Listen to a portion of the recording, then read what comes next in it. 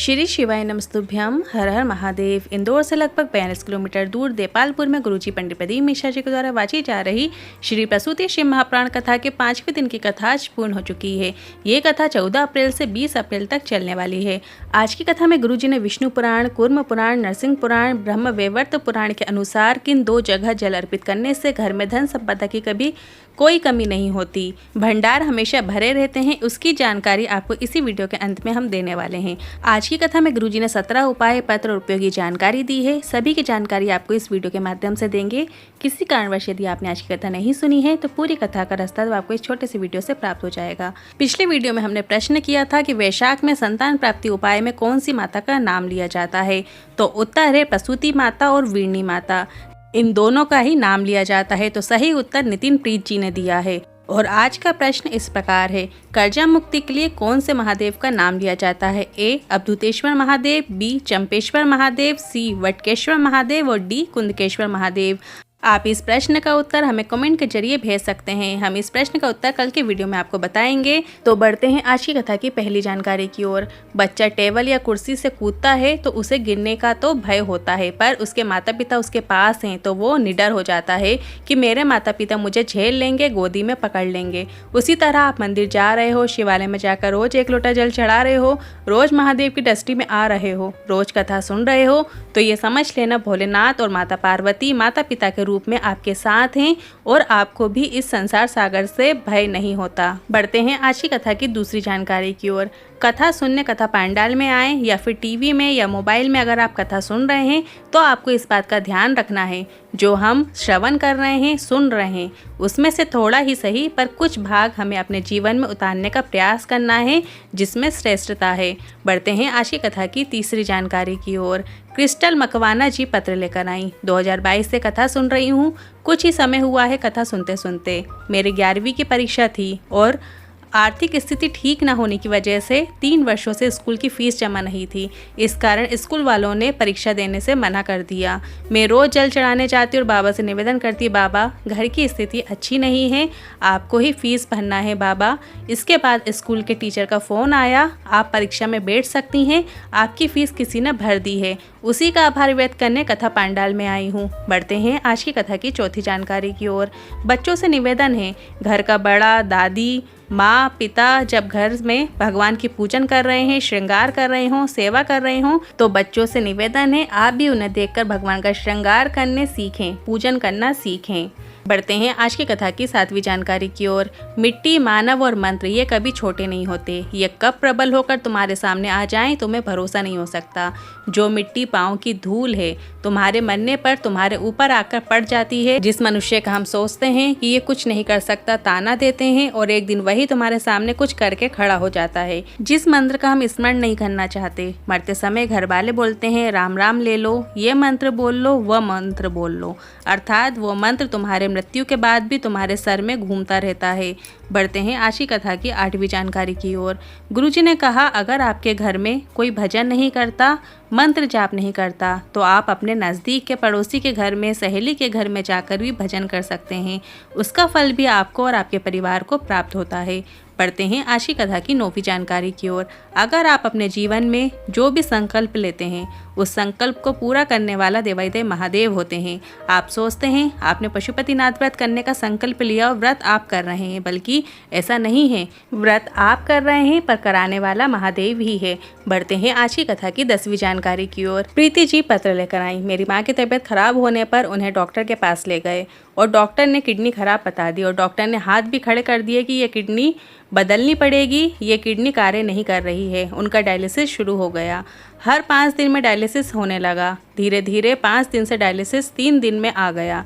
तब मन में विश्वास करके शिवलिंग में बेलपत्र चढ़ाकर, जल चढ़ाकर बेलपत्र और जल का आचमन करवाना शुरू किया।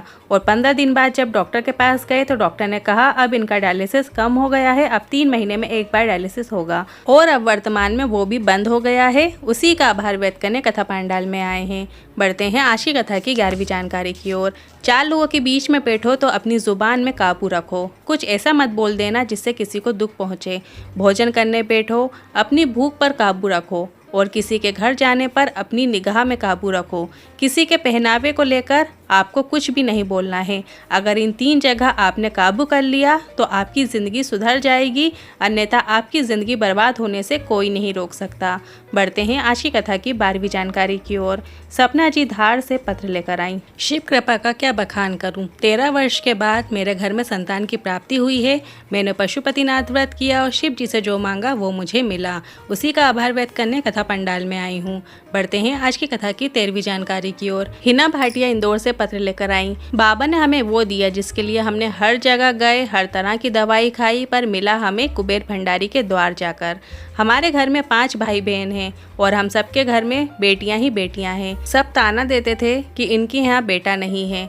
हम कुबेरेश्वर धाम जाकर कंकर शंकर की पूजन करके निवेदन करके घर आए और गर्भ ठहरा और हमारे घर 2 पुत्र की प्राप्ति हुई है। उसी का आभार व्यक्त करने कथा पंडाल में आई हूँ।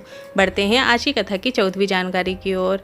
विष्णु पुराण में वर्णन मिलता है, कूर्म पुराण में वर्णन मिलता है, नरसिंह पुराण में वर्णन मिलता है, ब्रह्म वैवर्त पुराण में वर्णन मिलता है।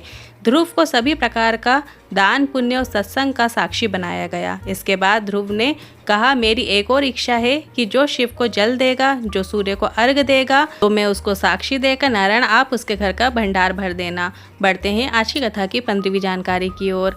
रंजीत लोधी जी इंदौर से पत्र लेकर आए। हमारा कोई काम काज नहीं था। आप कहते हो मेहनत करने से पीछे मत हटना, संकल्प लेकर कार्य करो, सफलता जरूर मिलेगी। हम किराए के मकान में रहते थे पर समझ नहीं आता था करें तो क्या करें। आपकी कथा सुनकर भोलेनाथ पर विश्वास अटूट हो गया और आप कहते हो काम कोई छोटा नहीं होता। मैंने बाजार से फूल लेकर घर जाकर फूल देना शुरू किया और आज 500 घर में फूल और पत्ती देने का कार्य कर रहे हैं और उनसे कुछ प्राप्त हो जाता है जिससे जीवन यापन कर लेते हैं। और यहाँ संकल्प लेने आया हूँ कि निर्वाल्य की गाड़ी प्रारंभ करना चाहता हूँ, किसी से उधार लूँ। इस पर गुरुजी ने कहा, आपको उधार लेकर शिव का कोई भी कार्य नहीं करना है, ना पूजन करना है, कोई भी कार्य नहीं करना है। यदि आपका शिव महापुराण कराने का भी मन है तो आप किसी कर्जे से शिव महापुराण ना कराएं। इसके बाद गुरुजी ने कहा, आप तो घर जाओ, 3 महीने इंतजार करो, बाबा करेगा कोई ना कोई व्यवस्था। बढ़ते हैं आज की कथा की 16वीं जानकारी की ओर। गुरुजी ने कहा, एक पत्र है जो कल आया था वो मिल नहीं रहा है, पर उसमें जो लिखा है वो आपको बताना चाहेंगे। एक 52 वर्ष की महिला है जिसके घर में 4 लड़कियां हुई। एक बेटा हुआ था जो मर गया, चला गया। 4 बेटियों की शादी हो गई और जो बेटा मरा था उससे दिल नहीं हट पाया माँ का। सत्संग में भी मन नहीं लगता, घर में भी मन नहीं लगता। उस बेटे की याद कम होने का नाम नहीं लेती थी। उसकी सहेली बोलती थी कि अब 52 वर्ष की हो गई है और बेटियों की शादी भी हो गई है, अब क्यों ऐसा सोचती हो। इसके बाद गुरुजी ने कहा, उस महिला ने जो सोचा था उसे देवादेव महादेव ने प्रदान कर दिया और उसके घर में 52 वर्ष की आयु के बाद बेटे ने जन्म लिया। लोग 32 साल, 35 साल, 40, 45 साल के हो जाते हैं, हार मान जाते हैं, पर महादेव जो नसीब में ना भी हो वो भी प्रदान कर देते हैं। वो महिला रोज मंदिर जाती थी, वहाँ पे मंदिर में सेवा करती थी, झाड़ू पोछा लगाती थी, चाकरी करती थी, निर्वाल्य उठाती थी। लोग उसे कामवाली भी समझने लगे थे, बोलते थे ये साफ कर दो, वो साफ कर दो, पर किसी को कोई जवाब नहीं देती थी। बढ़ते हैं आज की कथा की 17वीं जानकारी की ओर। कल की कथा में गुरुजी ने बताया, प्रसूति बताएंगी कि घर में संतान प्राप्ति कैसे की जाती है, घर में ज्ञानवान कन्या की प्राप्ति कैसे करें, घर में ज्ञानवान पुत्र की प्राप्ति कैसे करें। ये सारी जानकारी आपको कल की कथा में मिलने वाली है। कल है 19 अप्रैल और दिन है बुधवार का और साथ ही अमावस्या पड़ रही है। तो कल के दिन आपको एक काम करना है, 3 चीज़ों से मिलकर सत्तू बनाया जाता है, चना, जौ और गेहूँ। इन तीनों चीज़ों को गलाया जाता है, सेका जाता है, फिर पीसा जाता है। तो आपको सत्तू का निर्माण करना है। आप चाहो तो मार्केट से भी सत्तू लेकर आ सकते हैं। और वैशाख के महीने में अमावस के दिन सत्तू का दान अवश्य कीजिएगा। साथ में यदि आपके घर में कोई आ रहा है तो उसे भी सत्तू ज़रूर खिलाएं। साथ ही शंकर भगवान के मंदिर में भी सत्तू का दान ज़रूर कीजिएगा। वैशाख के महीने में एक खास उपाय ज़रूर कीजिएगा। यदि आपके मन में कोई मनोकामना है और आपने सब कुछ करके देख लिया पर आपकी मनोकामना पूरी नहीं हो रही है, तो आपको क्या करना है, एक बेलपत्र लेना है। बेलपत्र की बीच वाली पत्ती पर आपको पीला चंदन लगा लेना है या अष्टगंध चंदन लगा लीजिए और उसके ऊपर आपको एक चावल का दाना रख देना है। इसके बाद वो बेलपत्र आपको शंकर भगवान के शिवलिंग पर श्री शिवाय नमोस्तुभ्यम मंत्र के साथ अपने हृदय की कामना करते हुए समर्पित कर दीजिएगा। जो डंडी का मुख है वो जलाधारी की ओर रखिएगा। इस तरीके से आपको वो बेलपत्र शंकर भगवान के शिवलिंग पर अर्पित कर देना है। आपकी जो भी मनोकामना होगी देवादिदेव महादेव आपकी मनोकामना निश्चित ही पूर्ण करेंगे। आप कल ये उपाय कर सकते हैं। शिव महापुराण के उपायों से लेकर मन में कोई सवाल है, क्वेश्चन है तो आप कमेंट बॉक्स के जरिए पूछ सकते हैं। वीडियो थोड़ा भी उपयोगी लगा हो तो वीडियो को लाइक करके कमेंट बॉक्स में हर हर महादेव जरूर टाइप कीजिएगा। श्री शिवाय नमस्तुभ्यम।